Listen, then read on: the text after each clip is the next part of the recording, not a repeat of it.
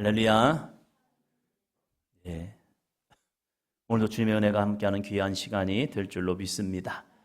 예, 오늘은 질문으로 말씀을 한번 시작해 보려고 합니다. 여러분은 신앙생활을 한마디로 정의한다면 신앙생활은 무엇이다? 내가 생각하는 신앙생활은 이겁니다. 자, 내가 생각하는 신앙생활은 땡땡땡땡입니다. 생각해 보시기 바랍니다. 내가 생각하는 신앙생활은 땡땡땡이다. 앞에 분 두 분이서 하시고, 자, 한번 해보시기 바랍니다.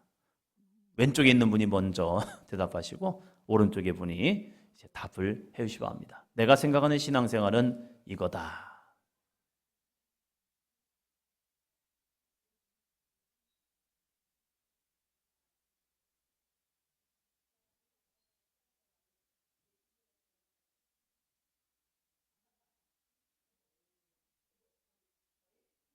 혼능하지 마시고요. 앞에 하시면 안 되는데 옆 사람만 하시면 됩니다. 옆 사람만. 내가 생각하는 신앙생활은 땡땡땡이다. 정선호 권사님, 내가 생각하는 신앙생활은 뭐래요? 네. 정선호 권사님 뭐래요?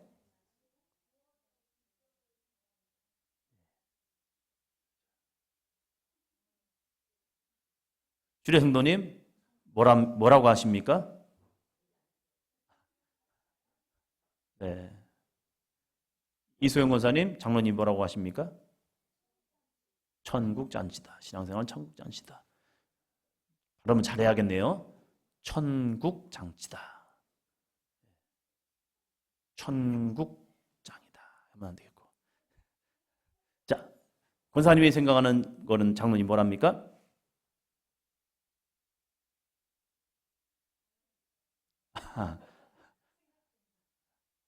내가 생각하는 신앙생활은 생각 중이다.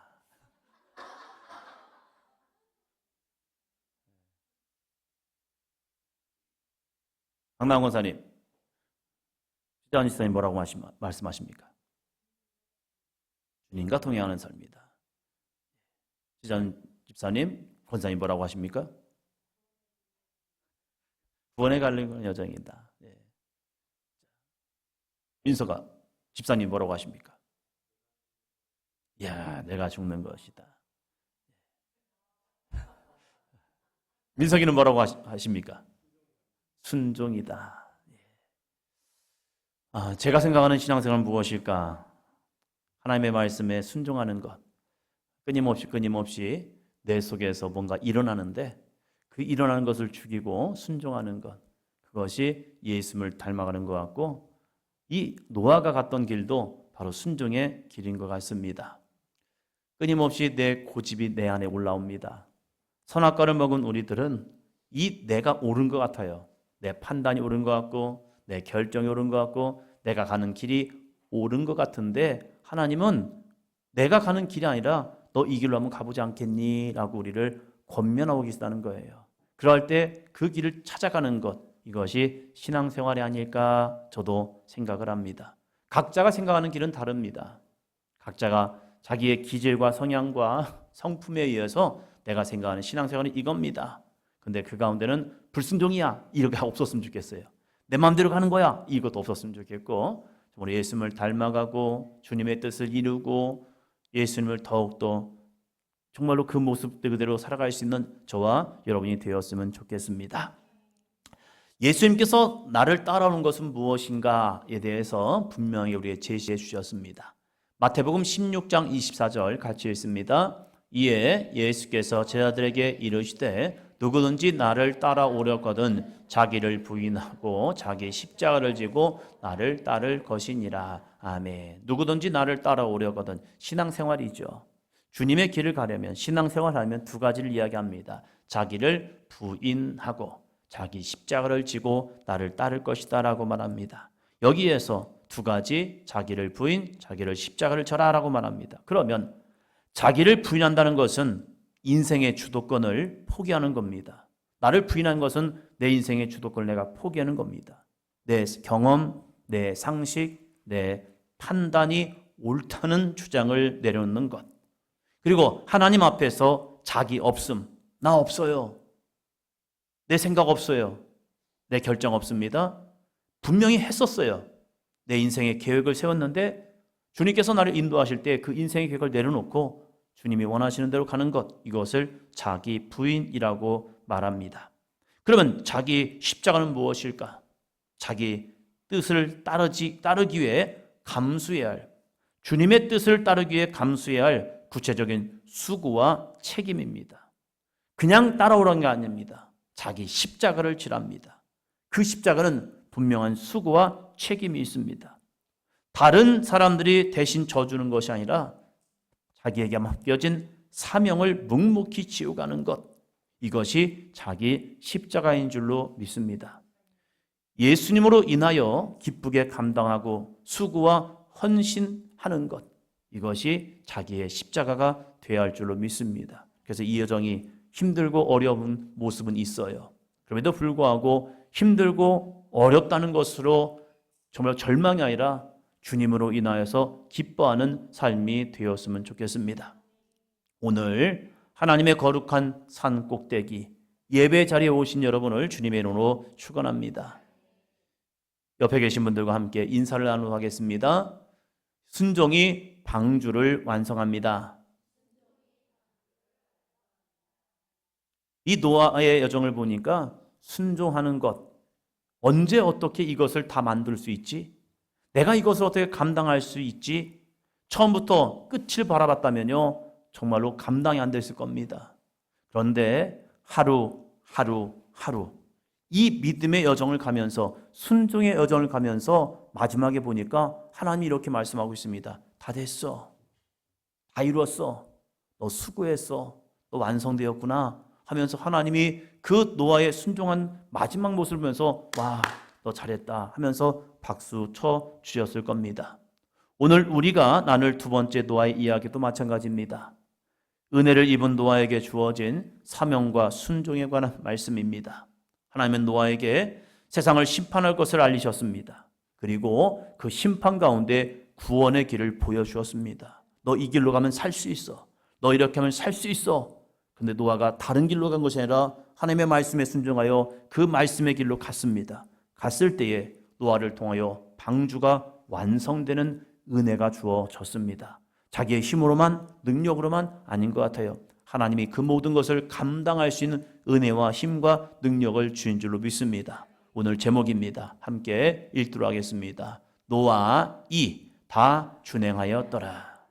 노아의 두 번째 이야기, 다 준행하였더라. 여러분에게 맡겨진, 저에게 맡겨진 하나님의 거룩한 말씀을 다 준행할 수 있는 저와 여러분이 되시기를 주의 이름으로 축원합니다.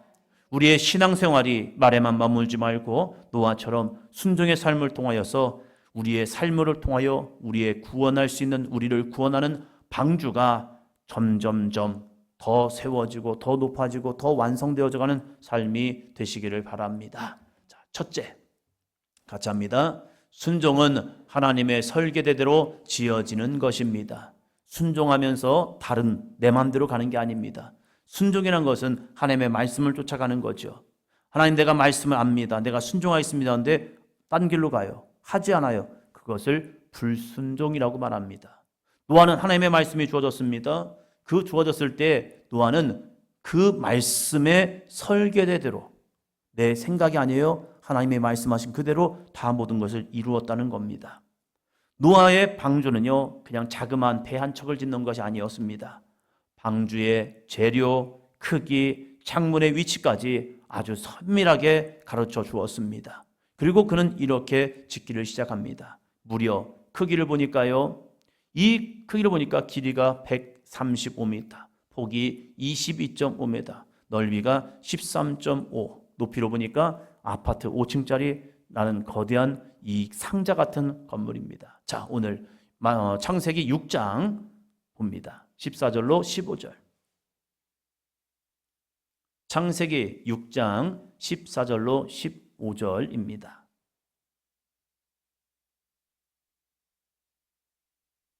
같이 읽습니다. 시작. 방주를 만들되 그 안에 칸들을 막고 역청을 그 안팎에 칠하라. 내가 만들 방주는 이러하니 그 길이가 300규빗, 너비가 50규빗, 높이는 30규빗이라. 아멘. 한 규빗이란 것은 팔꿈치부터 손끝까지. 그래서 성인 남자의 팔꿈치부터 손 위까지. 그래서 45cm에서 50cm. 여러분이 한 50cm가 얼마큼일까 하면요, 이만큼. 웬만한 사람들 이만큼이면 50cm에서 45cm가 됩니다. 그래서 이만큼이고 한 50cm 되겠구나 생각하시면 돼요. 근데 이것이 300규빗, 그러니까 길이가 이렇게 나오는 거예요. 135m.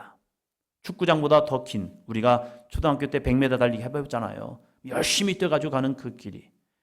강원대학교 운동장에서 이쪽에서 여기까지 가보니까 100m 라인이 그려져 있습니다. 그래서 거기가 100m라는 거예요. 그보다 35m를 더 가는 겁니다. 3분의 1 정도를 더 가는 것.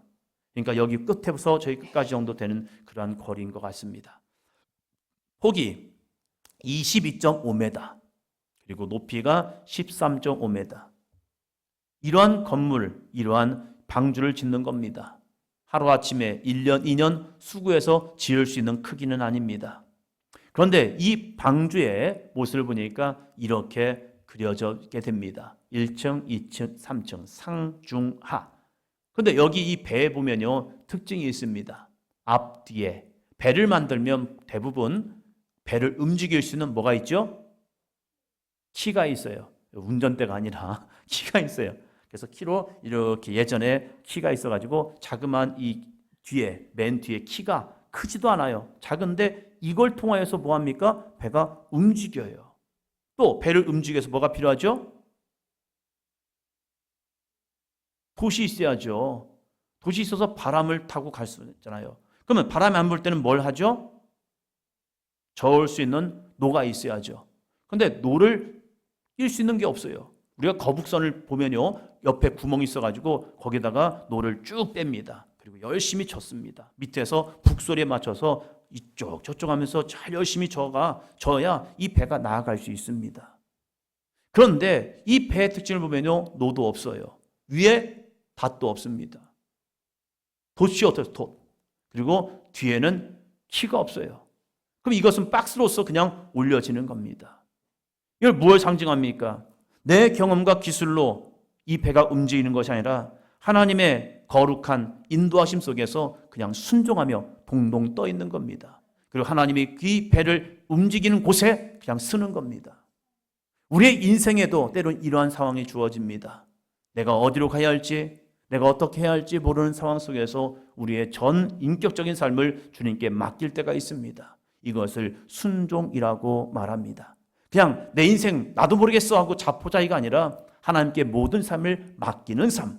그곳에 올라갔을 때 하나님은 정말로 정확한 곳에 이들을 올려놓으셨고 그들을 구원하시는 은혜가 주어졌다는 사실입니다. 우리의 삶에도 주님께 맡겨 보십시오. 내가 해보려고 노를 열심히 젓는 것이 아니라 어디 바람 불지 않나 해서 돛을 올리는 것이 아니라 내가 인생의 계획을 세우고 내 마음대로 가려고 키를 조정하는 것이 아니라 우리의 인생을 주님께 맡길 때에 하나님이 우리의 인생을 정말로 바른 길로, 의의 길로, 구원의 길로, 생명의 길로 인도하실 줄로 믿습니다. 그래서 다윗은 하나님을 이렇게 고백하죠. 여호와는 나의 뭐가 되죠? 목자시다. 주님은 우리에게 말씀합니다. 나는 선한 목자이다. 너희를 인도할 거야. 그러면서 내가 곧 길이 될 거고 진리가 될 거고 생명이 될 거야. 그래서 나로 말미암아 너희가 구원을 받을 거야 라고 우리를 인도하고 계시다는 겁니다. 다른 길 찾지 마시고 말씀 안에서 우리에게 주시는 거룩한 이 생명의 길을 쫓아갈 수 있는 저와 여러분이 되기를 주의 이름으로 축원합니다. 둘째요. 둘째 같이 합니다. 순종은 보이지 않는 일에 오늘을 거는 것입니다. 보이지 않는 일에 뭘 걸어요? 오늘요. 옆에 사람 보시면서 오늘 어떻게 사셨습니까? 여러분 오늘을 어떻게 사셨습니까? 오늘이 내일의 믿음을 만들고 오늘의 삶이 내일의 열매를 만들 수 있습니다. 오늘 내가 하나님의 말씀에 순종하여 믿음의 길을 간다면요, 하나님은 우리를 보시면서 야, 너가 나와 동행했구나 라고 볼 겁니다. 그러나 오늘 내 마음대로 살았다면 그 내 마음대로 간 길 속에서 우리는 그것을 하나님이 보실 때 야, 너는 악한 자야 라고 우리를 판단하고 계시다는 거예요. 순종이란 것은 내일이 아닙니다. 오늘을 거는 삶입니다. 이 노아가 오늘 하루를 하나님의 말씀에 순종하여 또 일하고 또 일하고 또 일했을 때에 방주가 만들어지는 거지. 에이, 내일 하지 뭐. 내일 하지 뭐. 내일 하지 뭐. 그러면 오늘도 이 방주는 완성이 안 됐을 거예요. 오늘 나에게 주어진 믿음의 순종을 통하여서 하루, 이틀, 사흘 수고하고 애씀을 통하여서 무려 그 기간을 100년의 시간이라고 얘기합니다. 무지막지한 시간이죠. 그 많은 시간 동안 오늘 하루 나에게 맡겨진 일을 잘 감당했을 때에 이 노아는 정말로 하나님의 구원의 영광, 와우, 되었다라는 그런 결과를 얻게 되고 있다는 사실입니다. 노아가 방주를 만든 장소를 보니까요, 바닷가가 아니라 산 위였다는 겁니다. 히브리서 기자는 이 노아의 순종을 이렇게 평가합니다. 히브리서 11장 7절 같이요. 믿음으로 노아는 아직 보이지 않는 일에 경고하심을 받아 경외함으로 방주를 준비하여 그 집을 구원하였으니 이로 말미암아 세상을 정죄하고 믿음을 따르는 의의 상속자가 되었느니라. 아멘. 믿음은 보여져서 가는 게 아니에요. 믿음이란 것은 노아가 아직 보이지 않는 일에, 믿음이란 것은 보이지 않지만 그 보이지 않아도 하나님의 약속의 말씀을 확증하며 가는 것, 이것을 믿음의 삶이라는 겁니다. 아직 우리에게는 우리가 가야 할 천국이 주어지지 않았습니다. 보여지지도 않았어요. 그러나 우리는 그 천국을 확신하며 믿음으로 나아가는 겁니다. 그 나아가는 삶 속에서 필요한 것이 있대요. 그게 뭐냐면 경외함으로 라고 말합니다. 경외함이 무엇입니까? 따라합니다. 두렵고 떨림으로. 왜 하나님의 심판이 두렵고 떨립니까? 에이, 뻥이야. 에이, 되겠어? 에이, 그런 일이 어떻게 돼? 안 돼! 라고 하면요, 두렵고 떨림이 없습니다. 여러분, 천국만 있습니까? 천국 있다면 뭐도 있는 거죠? 지옥이 있는 겁니다. 우리는 지옥이 있다는 믿음이 있기 때문에 두렵고 떨리는 거예요. 왜? 하나님의 말씀에 순종하지 않으면 지옥 간다는 두려움. 에이, 하나님이 설마 지옥 보내겠어? 그래도 나 믿음 있는 것 같은데 지옥 보내겠어? 에이, 설마 우리 남편을, 우리 자녀를, 우리 아내를, 우리 부모님을 설마 지옥 보내겠어? 아니요, 지옥 갑니다. 예수 그리스도가 없으면 지옥 갑니다. 그것은 성경의 불변의 법칙입니다. 그래서는 기도해야 합니다. 주여, 두렵고 떨립니다. 사도 바울도 자신의 가는 길이 잘못하면 좌우로 치우칠 수가 있습니다. 때로는 넘어질 수 있습니다. 자기가 하는 사역이 너무 귀하고 값지고 위대해서 자기가 잘못하면 내 스스로 교만해져서 무너질 수가 있습니다. 그래서 사도 바울이 끊임없이 한 건요, 선줄을 아느냐? 넘어질까 조심해야겠다. 내가 다른 사람은 구원했지만 내가 오히려 그 구원의 손에서 벗어날까 봐, 그 구원의 손에서 내가 벗어나서 내 마음대로 갈까 봐 스스로를 자만하지 않도록, 교만하지 않도록 하나님을 경외하는 믿음을 살았던 것이 사도 바울의 삶이었다는 겁니다. 우리의 모습에서도 여호와를 경외할 수 있는 믿음의 삶이 있기를 바랍니다. 우리의 자녀를 바라보면서 두렵고 떨림이 있으시기를 바랍니다. 주여, 이 아이에게 생명의 복음이 있어야 합니다. 우리의 자녀에게 구원의 복음이 있어야 합니다. 그 구원의 복음이 없으면 이 아이들이 주님을 떠날 수밖에 없습니다. 주님을 떠나면 언젠가 돌아오겠지? 아니요, 안 돼요. 때가 있더라고요. 때가 있어요. 그 때를 놓쳐버리면요, 또다시 기회가 주어질 수 있지요. 그러나 너무 힘들어요. 그래서 우리는 그 구원의 때를 놓치지 않도록 정말로 깨어있는 신앙의 삶이 되어야 합니다. 그냥 주님께 맡기는 게 아니었어요. 이 노아는 자신에게 맡겨진 사명을 다른 사람에게 맡기는 것이 아니라 에이, 언젠가는 완성될 거야, 이렇게 기다린 것도 아니에요. 오늘을 믿음으로 살아가는 인생을 건 겁니다. 그래서 노아의 마지막을 보니까 다 준행하였더라. 이 귀한 은혜를 받게 되었다는 사실입니다. 당시 사람들에게 노아는 이해할 수 없는 노인이었을 겁니다. 비 한 방울 내리지 않는 떼약볕에서 이 노아가 거대한 배를 짓고 있는 겁니다. 그 모습을 보면서 얼마나 많은 비웃음이 있었겠습니까? 첫 번째는 그래도 사람들이 동의할 수 있어요. 그래? 그런가 보다. 그런데 1년이 지나고 2년이 지나고 3년이 지나도요 완성되지 않는 거예요. 여전히 그들은 수고하고 애쓰고 있는 겁니다. 자신들은 평안한데 이들은 너무 힘들게 살아가는 것 같아요. 자신들은 잠을 자는데 이들은 새벽에 나와서 기도하는 걸 하고 있는 거예요. 주일이면 그들은 그냥 평안히 쉬고 놀러도 가고 가족들과 함께 캠핑도 가고 어울려 지내고 하는데 이들은 매주 성경을 들고 교회 가서 열심히 헌신하고 이른 아침부터 밤이 새도록 오후가 되도록 열심히 애쓰고 수고하며 땀 흘려 노력하는 거예요. 그러면 또 월요일은 또 어떡합니까? 피곤하죠. 힘들죠. 그러면 쉬어. 왜 이렇게 미련하게 살아? 그렇죠. 세상 사람들이 볼 때는 미련해 보일 수 있어요. 그러나 우리가 왜 주일날 하나님을 예배하며 섬기며 나아갑니까? 이번에 우리 사도교육 2기들과 함께 말씀을 가르치면서 그 말씀을 나누면서 제가 깨닫는 것은 제가 요즘 성경을 개역 개정판으로 읽는 것이 아니라 세번역으로 읽고 있거든요. 이 세번역으로 성경을 쭉 읽어나가면서 말씀을 보니까 새롭게 해석되는 부분이 있는 거예요. 우리가 하나님을 예배한다라는 그런 예배가 이 성경에서 보니까 개역 개정에 보니까 여호와를 섬긴다. 섬기는 것이 세번역에 보니까 예배한다라고 하는 거예요. 여러분, 여러분의 주방에서의 섬김이 하나님을 예배하는 겁니다. 차량으로 여러분이 누군가를 모시고 오는 섬김이 그것이 예배라는 거예요. 아이들을 돌보고 아이들을 섬겨주는 것, 이것이 교사로 헌신하는 것, 이것이 예배라는 거예요. 우리가 예배하면 그냥 찬양과 영광을 돌리는 것만이 예배가 아니라 여러분이 교회 와서 교회를 청소하고 먼지를 닦고 수고해 쓰는 것, 이것이 주님 보실 때는 이게 예배야. 그래서 영어의 예배를 보면 서비스입니다. 하나님 앞에 봉사하는 것, 헌신하는 것, 이것이 예배의 모습도 되고 있다는 거예요. 여러분의 작은 수고와 헌신, 이게 예배인 거예요. 노아는 그 많은 시간 동안 방주를 지으면서 이 방주를 짓는 것이 예배다, 이 믿음을 갖고 있는 거예요. 왜? 하나님의 말씀에 순종하는 그것이 예배잖아요. 우리가 내일 전도자가 되어서 전도를 하는 것, 그것이 바로 예배라는 거예요. 여러분의 삶의 현장에서, 직장에서 전도지를 가지고 믿지 않는 사람에게 그냥 또다시 똑같은 삶이 될 수 있어요. 매주 같은 삶이 될 수 있어요. 괜찮아요.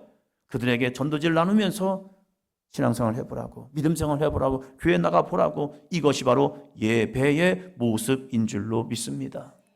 이 노아가 이 방주를 지을 수 있었던 것은 여호와를 경외함인 거예요. 그 말씀을 듣고 그 말씀을 그냥 쓱 지나가는 말씀이 아니라 마음에 새기고 그 말씀에 복종해야겠다. 그 경고를 신뢰하는 것, 이것이 예배였다는 겁니다.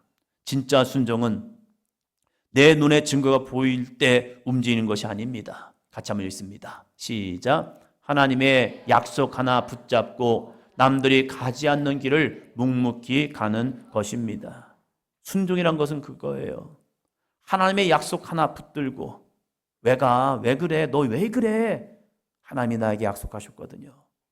그 약속을 믿고 가는 것, 남들이 가지 않는 길을 묵묵히 가는 것, 이것이 순종이라는 겁니다. 이번에도 동부연회 목회자 대회를 했습니다. 체육대회도 하고 말씀 집회도 하고, 한 목사님을 참 오랜만에 배웠고 사모님을 거의 2006년이었을까 20년 만에 배웠네요. 그 사모님은. 목사님은 한 번씩 뵀는데, 그래서 잠시 만나서 대화를 했습니다. 이 목사님도 그걸 물어보시는 거예요. 어떻게 교회를 이전하게 됐어? 어떻게 했어? 얘기하시는 거예요. 그래서 제가 고백하시는 건 겁니다.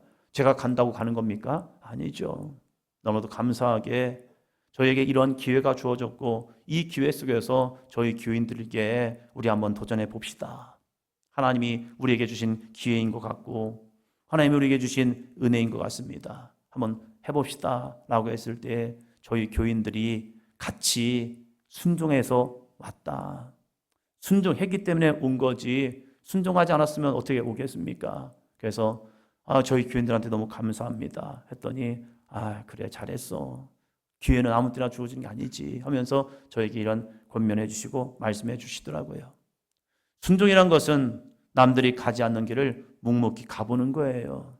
보이지 않아요. 어떻게 되겠단다라고 말씀도 없어요. 그런데 그 기회 속에서 믿음으로 가는 것, 이것이 순종이었다는 사실입니다. 여러분의 삶에도, 개인적인 삶에도 여러분에게 하나님이 말씀하실 때가 있어요. 아무것도 안 보인다니까요.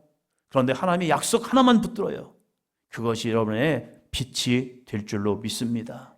빛이 있으라 했더니 있었잖아요. 한 말씀이 이루어지잖아요.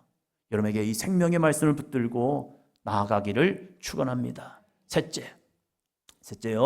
순종의 완성은 다 준행하는 인내에 있습니다. 이 노아의 모습을 보면 참 대단한 게 인내했다는 거예요. 여러분은 며칠짜리입니까? 어떤 사람은 딱 작심삼일이 됩니다. 3일 동안 끝나면 무너져 버립니다. 왜? 상황이 만만치 않거든요. 안 하던 거 하면요 진짜 힘들어요. 안 하던 거 하면요 좀이 쑤시고요. 안 하던 거 하면요 또 급한 일도 생겨요. 그래서 어떤 믿음의 작정을 하면 주변에 또 다른 일들이 막 발생해요. 그럴 때 우리가 포기할 게 있습니다. 좀 힘들더라도 어렵더라도 주변에서 일어난 거 다 포기해야 합니다. 그래야 하나님 앞에 작정한 것을 지켜낼 수 있습니다. 이 노아도 마찬가지 아니겠습니까? 노아가 이 순종의 완성을 어떻게 합니까? 다 모든 걸 준행한 것은 인내의 삶이었다는 겁니다. 다시 말씀드립니다. 노아가 방주를 짓는 것은 100년에서 120년이 걸렸다라고 말합니다. 500세에 자녀를 낳고 그리고 600세 정도의 홍수가 납니다. 그래서 어떤 분은 70년, 어떤 분은 100년, 어떤 분은 120년 정도 추측할 수밖에 없습니다. 이 100년이라는 시기는요, 한 세기를 지나오는 과정입니다. 쉬웠을까? 어려웠을까? 아니에요. 자, 6장 22절입니다. 창세기 6장 22절 같이 읽습니다. 노아가 그와 같이 하여 하나님이 자기에게 명하신 대로 다 준행하였더라. 아멘. 여러분, 1년은 쉬워요. 한 해는 쉬울 수 있어요. 하루는 쉬울 수 있어요. 그러나 그것이 반복되는 순간 참 힘듭니다. 그래서 어떤 경우는 중간에 포기해서 미완성이 되는 경우도 있습니다. 이 가우디라는 사람이 스페인 바르셀로나에 가우디 성당이 있잖아요. 이 가우디 성당을 보면 참 대단한 것이 한 개인이 성당을 짓겠다. 근데 이 가우디 성당의 특징은 대부분의 성당들은 안에가 화려하게 잘 되어 있습니다. 겉에는 그냥 건물로 졌는데 속을 멋있게, 그리고 거기에다가 사람들이 딱 성당에 들어가면 하나님의 구원의 역사를 볼 수 있도록 거기다 그림을 그리든지 아니면 조각을 해가지고 쫙 해놨습니다. 우상숭배가 아니라 글자를 모르는 분들에게 성경을 이해할 수 있도록 조각을 해놓고 스테인글라스를 해놔서 그걸 보면 하나님의 구원의 역사가, 창조 역사가 이런 거구나, 그걸 보여줘요. 그런데 이 가우디 성당은요 거꾸로 해버렸습니다. 왜 그러냐면 그 당시에 성당에 들어가지 못하는 많은 백성들이 있었습니다. 성당은 아무나 들어올 수 있는 게 아니었습니다. 그러다 보니까 그 밖에 있는 백성들이, 일반 사람들이 어떻게 하면 그들에게 구원의 메시지가 전가될까 해서 가우디가 밖에를 더 구원의 역사를 쭉 보면, 밖에서 쭉 보면 이 모든 구원의 역사들이 다 조각으로 만들어 놨어요. 그 모습을 자기가 꿈을 꿉니다. 근데 다 이루지 못해요. 그러나 가우디가 돌아가신 지 100년을 이제 지나면서 완성을 시켜버렸습니다. 우리는 미완성의 작품을 보면서 아쉽다라는 생각을 합니다.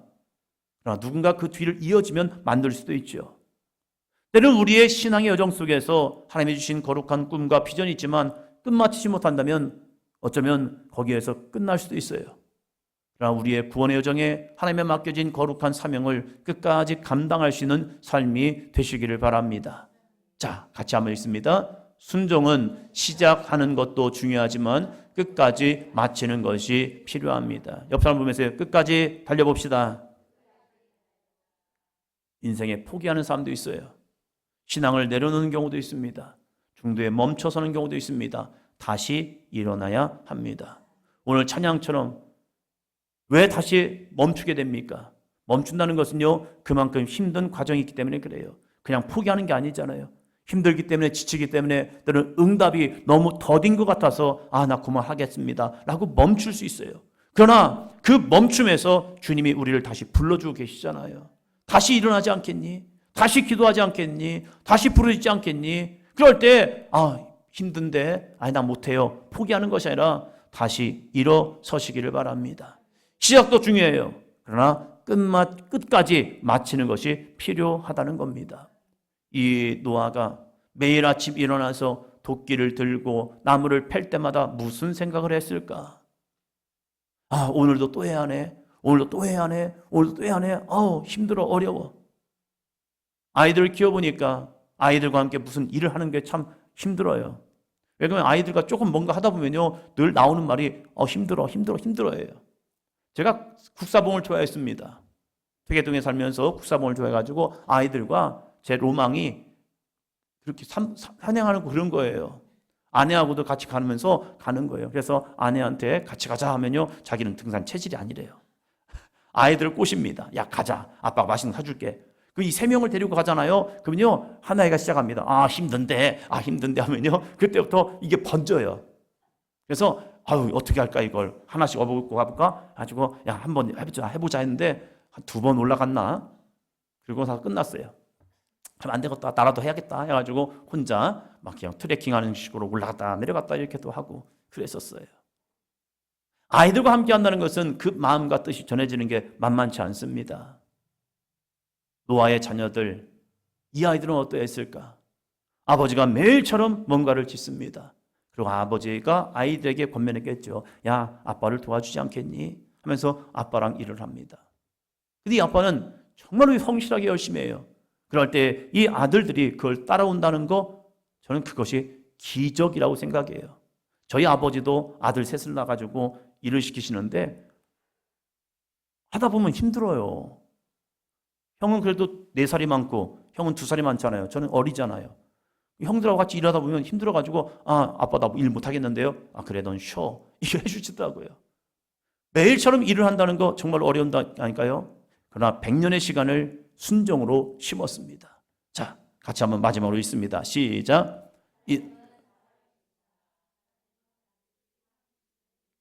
이 노아가 하루하루 살아가면서 그는 끊임없이 이 고백을 했을 것 같습니다. 하나님은 살아 계신다.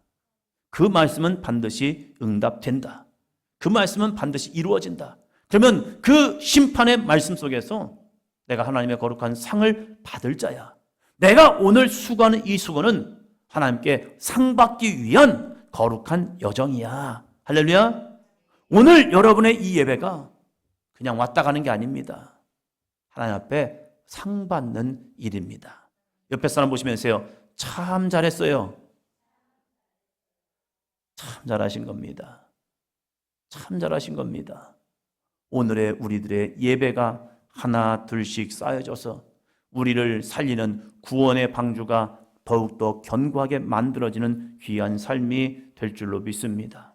노아는 100년 동안 인내를 심었고 조롱을 견디는 소망의 마음을 심었기에 이 마지막 하나님이 말씀합니다. 노아 다 준행하였더라. 여러분의 믿음이 하나님의 말씀, 주어진 말씀, 거룩한 사명을 다 준행하였더라. 그래서 하나님 앞에 칭찬받고 구원의 영광을 증거하며 나뿐만 아니라 노아의 방주를 통하여 그의 가정이, 그의 자녀들이, 그의 며느리들이, 그의 아내가 하나님의 거룩한 구원을 이뤘던 것처럼 오늘 여러분의 믿음을 통하여 여러분의 온 가족들이 거룩한 방주 안에 들어오는 삶이 되시기를 바랍니다. 이걸 위해서 노아는 어떻게 했을까? 끊임없이 자녀들에게 이야기했을 겁니다. 왜 다 순종했을까? 아버지의 거룩한 당부 져야 해. 힘들어도 감당해야 해. 하기 싫어도 감당해야 해. 왜 이 아들들이라고 다 순종했겠습니까? 이런 저런 말을 했을 것 같아요. 아버지, 사람들이 비웃어요. 사람들이 아버지 미쳤대요.